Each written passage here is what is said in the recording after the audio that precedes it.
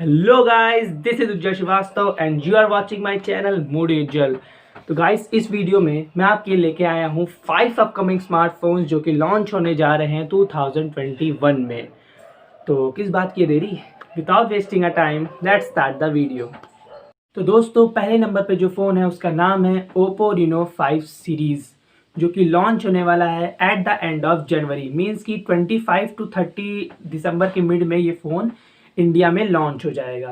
Second number पे जो phone है उसका नाम है Realme X7 सीरीज़।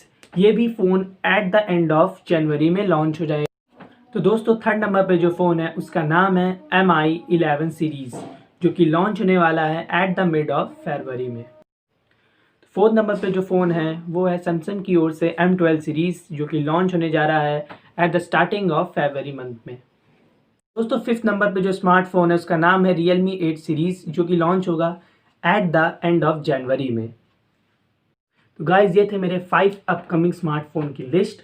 अगर आपको वीडियो पसंद आया तो लाइक कर दीजिएगा, शेयर कर दीजिएगा और मूडी उज्जवल चैनल को सब्सक्राइब कर दीजिएगा।